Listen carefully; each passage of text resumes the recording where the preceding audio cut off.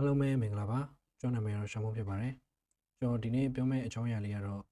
Laravel bootcamp ဖြစ်ပါတယ် Laravel bootcamp ကတော့ကျွန်တော်တို့ဒီ Laravel သင်ကနေပြီးတော့ဒီ Laravel ခုမှစပြီးတော့လေ့လာမယ့်သူတွေအတွက်ရှယ်ပြီးတော့ documentation ထုတ်ထားခြင်းဖြစ်ပါတယ်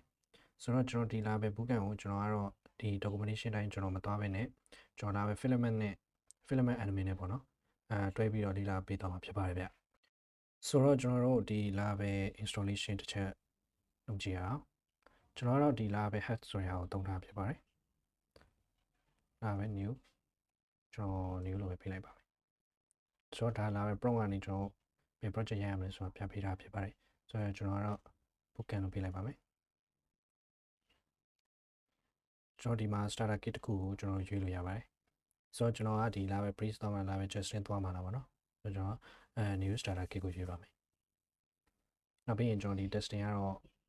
ကျွန်တော် pass ပို့ပြီးတော့ကြိုက်တယ်ပေါ့နော်ဆိုတော့ pass ကိုရွေးမှာဖြစ်ပါတယ်ဆိုတော့ repo လောက်မှာဆိုတာမလုပ်ပါဘူး okay ဒီကတော့ကျွန်တော်ဒါပဲ installation လုပ်နေရဖြစ်ပါတယ်နောက်ပြီးကျွန်တော်ဒီမှာ MySQL သုံးမှာလားဘာသုံးမှာလဲကျွန်တော် SQL လိုက်ပဲသုံးမယ်ပေါ့နော်ဆိုတော့ installation လေးစပါပြီဟုတ်ကဲ့မြန်မာဆိုတော့ကျွန်တော်ဒီbootcamp နဲ့ဝင်လိုက်မှာဖြစ်ပါတယ်ကျွန်တော်တို့ installation step ပြီးသွားပြီပေါ့နော်ဆိုတော့ကျွန်တော်တို့ဒီ Laravel blueprint ဆိုတာလေးရှိရဲအဲ့ဒီကနေကျွန်တော်တို့ install လုပ်မှာဖြစ်ပါတယ် blueprint ပေါ့နော် blueprint ကိုကျွန်တော်တို့ဒီ bootcamp ထဲမှာကျွန်တော် install လုပ်မှာဖြစ်ပါတယ်ဆိုတော့ copy ကူးမယ် copy ကူးပြီးကျွန်တော်ဒီထဲမှာ install လုပ်မှာဖြစ်ပါတယ်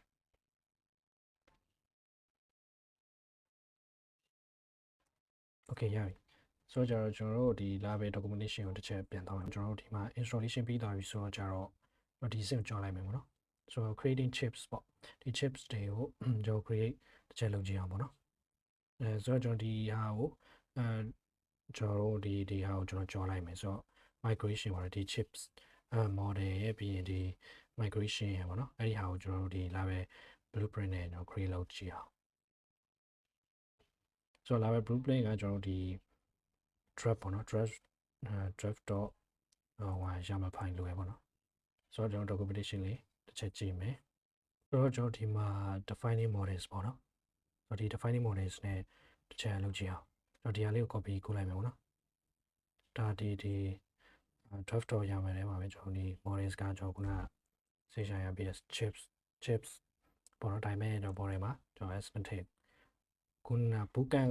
အကြောင်းကျွန်တော်ဒီဟာမပါဘူးเนาะ message တစ်ခုပဲပါတယ်ဆိုတော့ကျွန်တော်ဒီဟာဖြောက်လိုက်မယ်ဆိုတော့ဒီမှာ message ပြီးရင်ဒီကျွန်တော် long dash ပေါ့နော် long dash လုပ်ချင်တယ် database ဆိုတော့ long dash လုပ်ချင်တယ်ဆိုတော့ကျွန်တော်ဒီဟာလေးကိုတစ်ချက် run ကြည့်အောင်ပေါ့နော်ဒီဘာ command တွေရှိလဲကျွန်တော်တစ်ချက်ကြည့်မယ်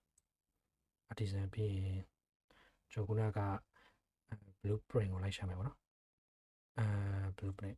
အဲ့ဒါဆိုရင်ကျွန်တော်ဒီမှာ base command တွေ့ရပါတော့ဆိုတော့ဒီဟာလေး copy ကူးပြီးတော့ကျွန်တော်ဒီဟာတစ်ချက် run ကြည့်အောင် php artisan blueprint page okay အဲ့ဆိုရင်ကျွန်တော်တို့ကဒီမှာmodel chips ကဒီ migration ရတော့chip factory ရပါတော့အဲ့ဒါဆောက်ပေးသွားကျွန်တော်ဒီတစ်ချက်ကြည့်ကြည့်အောင်အရင်ဆုံး model တစ်ချက်ကြည့်မယ်model chip filament ကျွန်တော် id က integer အကုန်ပါရပါတော့